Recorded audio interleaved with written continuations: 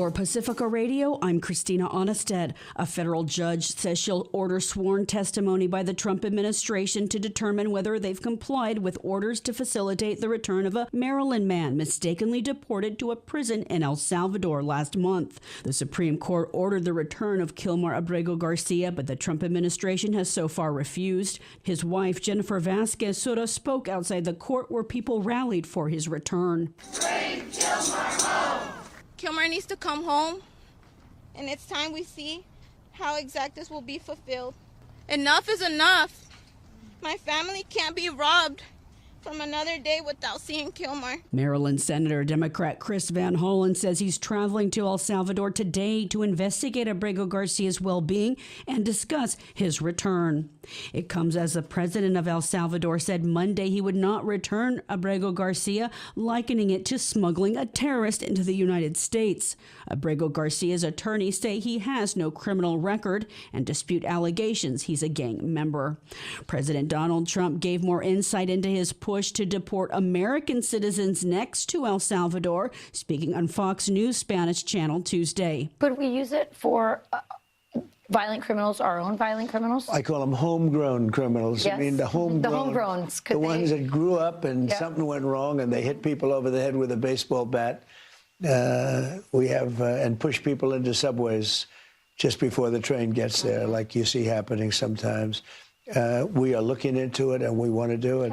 I would love to do that. Meanwhile, tens of thousands continue to attend the Fight the Oligarchy tour led by Progressives independent Vermont Senator Bernie Sanders and New York Representative Democrat Alexandria Ocasio-Cortez.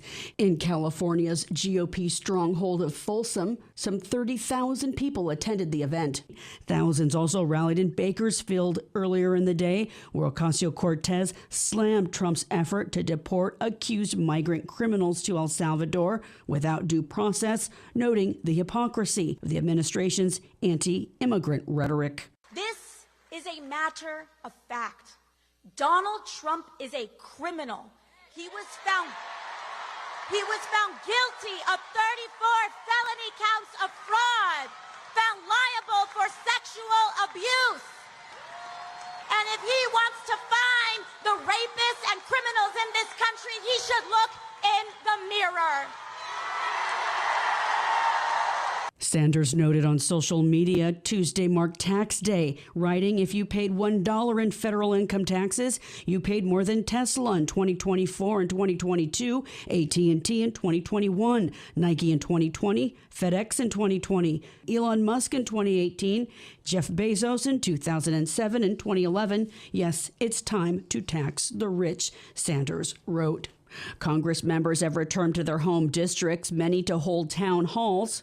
Videos gone viral of police tasing a constituent attending a town hall held by Republican Marjorie Taylor Greene. Christopher Martinez reports. Republican lawmakers have been warned by leadership against holding town hall meetings in their districts for fear of drawing vocal opposition to some of President Trump's more controversial actions.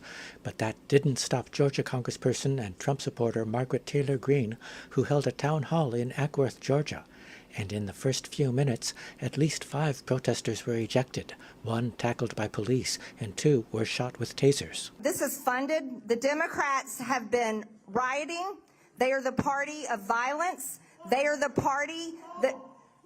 Go! The periodic protests did not deter Greene from showing a full-throated support for Trump's more controversial policies like tariffs.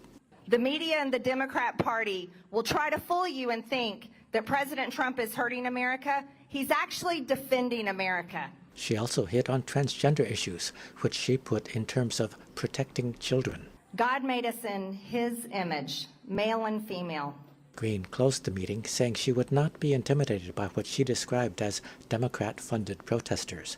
And as she said that, a protester was ejected, shouting, "Free Kilmar."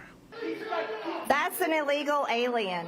So you can see Democrats support They support illegal aliens.